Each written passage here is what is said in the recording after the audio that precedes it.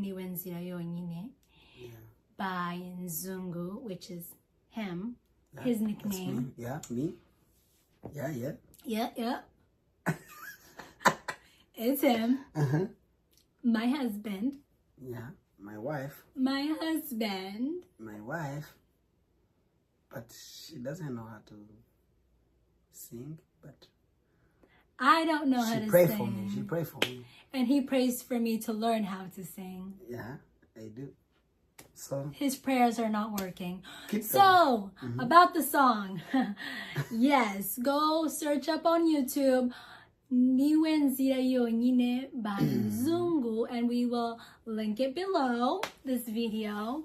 And you clickety-clack on your laptop and search it up on YouTube, and you will be blessed. Thank you.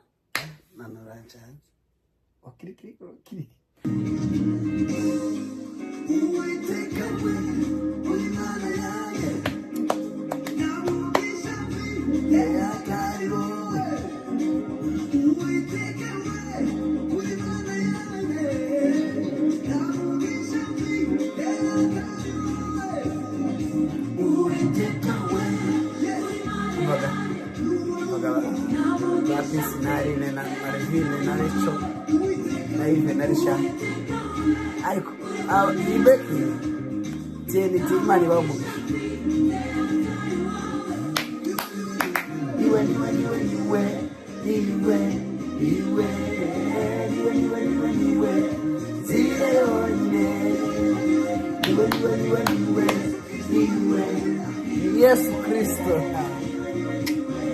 Nzira Yonyine. Niwe. Sikia nyimbo. Sikia nyimbo. Warundeze na. Kiswahili. Sikia nyimbo. Nawe ndavuze hayo. Sikia ni. Sibis.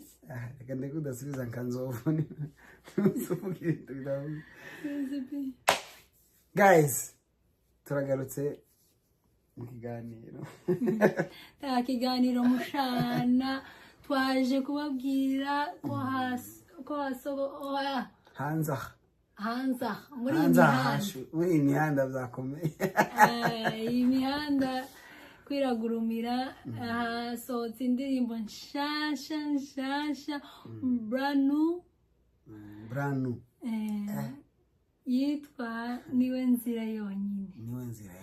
Bye inde Uncle Nzungu. No, kuba nduje gushaka bakandika ngo uncle. Ndimwe kanje sindi uncle sindi kagari uncle. Uri adifari Nzungu byo nizaho. Jewe ndago ndi uncle. Nzungu. Bananiita Nzungu. Kiswahili. Nimba rukoza kibuka. Kigabanya. Guys, indirimbo yasohotse. Kandi irashushe si bya bindi zo kuvuga ngo indirimbo yo kugira gute ngo ugategera gusa. Mutegera ifite amagambo yo gutegera. Ariko nanone move. Dance. Bashaka buri wese agende ayumve kandi abyine Imana, ashime Imana yuko ashime Yesu ko ari we nzira yonyine. Kandi nzira twahawe ni kumenya Imana ntabwo Yesu azabata mu nzira. Bishoboka. Nizeye kutazanta mu nzira. Ntazabata mu nzira. Icyo ngicyo mugende mukimenye kandi uko muhaye mukimenye, ariko muguma gusharinga indirimbo, ariko muguma kwiheza abantu.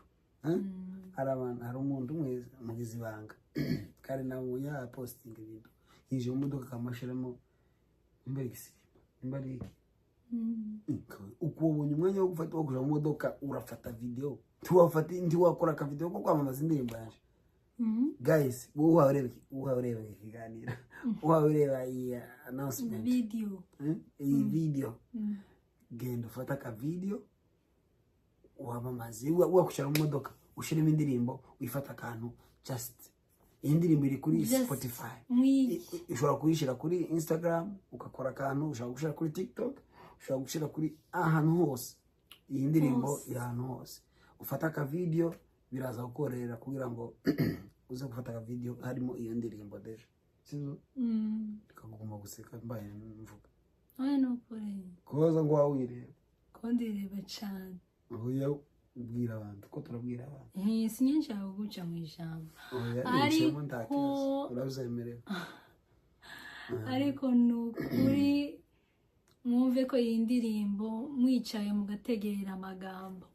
Cyane. Amagambo arimo amagambo akomeye cyane yubaka umutima w'umuntu. Atanga ibyiringiro. Cyane pe. Dushimiye kandi TNT Band. Command.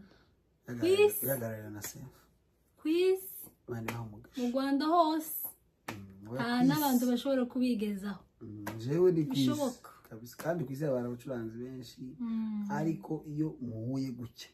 Muzamo abambere quiz. Cyane. Quiz y'abari. Harimo talent ikomeye cyane ku muntu wese uri muri iyi band. Bari ku rwego rwo umuntu wese wagize ukuboko kwiwe muri iyi ndirimbo tumuhesheje umugisha. Cyane. Wowe waba waragize gute? Waba warayisharinze? Waba tugusabiye umugisha ku Mana?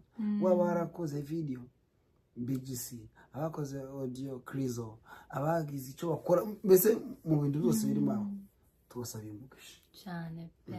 Utagabanyije Imana agizireba handi hiherereye. Igatanga umugisha. Imana ibaha umugisha mwinshi cyane. Rero nsoreza kuri wa muntu wakoze video. Nyabuna wese ukora ka video kandi nahise nkwandika ndabikubwira. Kubera iyo mpamvu kugira ngo kubabarire neza n'ubenda kubabarira genda ukora kandi ka video. Hari video igezweho muri iyi minsi y'isi ko ragenda bashaka kuyamamaza bagafata kintuza bakandikaho ngo uyu muntu ejo aravuze ngo Naomi Miss Naomi ngo please ngo twamamarize ngo indirimbo ngo ukora aga challenge. None Naomi yaragakoze. None unyine bafashe ka Coach Gael. Coach Gael ngo please ngo ukora challenge y'indirimbo. None namwe tugurike dufate ibipapuro tuvuga abantu ngo mugende mukore challenge. Wowe wawera ufite umwanya apana umwana ariko namufite ufite uwo mwanya genda ukora ka video utwamamarize ukore wamamaza indirimbo kabisa.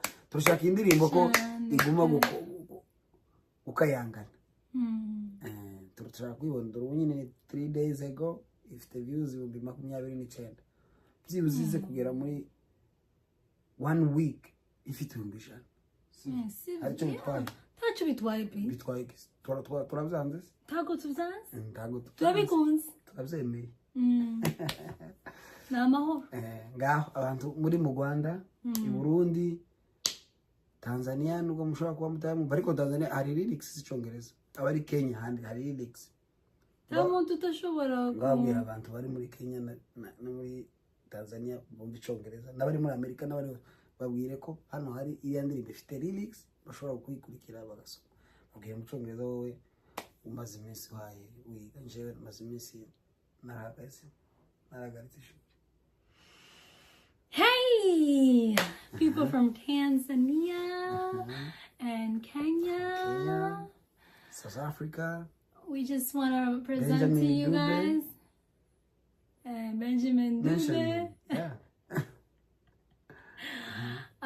We just want to present to you guys a beautiful song that just came out 3 days ago.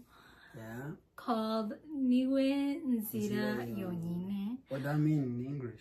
In English, it's he is the only. Well, not he, but yeah, it's he because it's Christ. Yeah, is the only way. That's what it means. But in Kinyarwanda, it means it's said Niwe Nzira Yonyine by Nzungu, which is him, his nickname. Me. Yeah. It's him. My husband. Yeah. My wife. My husband. My wife. But she doesn't know how to sing, but I don't know how to she pray sing. for me. She pray for me. And he prays for me to learn how to sing. Yeah, I do. So his prayers are not working. Keep so, about the song. Yes, go search up on YouTube Niwe Nzira Yonyine by Zungu, and we will link it below this video.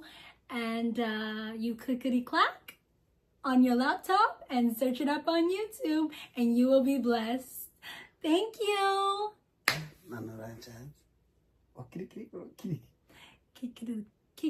Kikiri-clack. Ningokukubita nyine ngokubita kontoza kuri. Simba mvuga kiriki. Turagusuje cyane kiriki. Wa Yesu. Ariko izina ga ryarahindutse. Yitwa company. Nimba ari company. Oya ngo izina giyo nikoze yita nyine. Ejo twari mu gitaramo. Ariko ko tuvuga amagambo menshi. Twari mu gitaramo Frank umugabo umwe pasiteri Bishop Robert aravuga ngo na Frank rigumo ndakibaza ariko amwise Daudi. Mbese ubu Frank ni David tubaye bazina. Nawe ga yitwa David. Twakundanye nzi ko yitwa David. Inde. Wowe. Ngize nguvuze Frank. Wapi kabisa. Ni jewe. Okay, anyways. Arekawe. Nyarakabonye. Munda yashaka kuvuga story azavuga ngo anyways. Ngo aryoshe nyine ikiganiro. Okay, so indirimbo niyo nyine niyo yonyine. Mugende mwirebe mubisangize inshuti n'abavandimwe. Bazavuga mu cyongereza ngo tell a friend to tell a friend. Genda uyiheze ashutiya kandi uyiheza nawe umubwire heza gutyo kugeza indirimbo 1 week tubonye 100k views. Yes. Na subscribe baga mugume mukandeho. Apana wakanze ndiyongere. Urumva? Wakanze byararangiye. Yesu yarabirangije. None hasigaye iki views sasa ugende mugume muyirebe nabayirebe mugume muyirebe. Hari ibintu ko turaguma kwisengeraga. Mugume muyirebe hari ibintu byinshi Imana iza gukora. Kubw'indirimbo. So ndumva ndakindi twarenzaho. Turabashimira. Kandi tubafitiye ibintu misiri imbere. Ndabizi ko mukunda Antifari. Ari ibintu byinshi turi gutegura. I'm a director. Ndi director Uri director cyangwa nawe bakwiriye kukwita naje ganza nkinaje. Ariko ibintu dutegura none mu misiri imbere. Bro. No sis. So Imana ibamugisha. Turabakunda. Turabamukije turabakunda. Turanabasezeye. Ko bibaye ikiganiro. Okay, bye for now. Bye for now. Tushire kuri Instagram, tushire kuri YouTube. Turagisha kuri YouTube. Turagira gutera ngaho mutubwire. Yes. Niko abamwamikazi abaki. Abamwamikazi bazibapepera. Cyangwa abamikazi. Unisanga nde. Guys, Imana ibamugisha. Good night. Turabakunda. Good morning. Manywa, good morning. Abari nijoro, good night. Bye. Bye.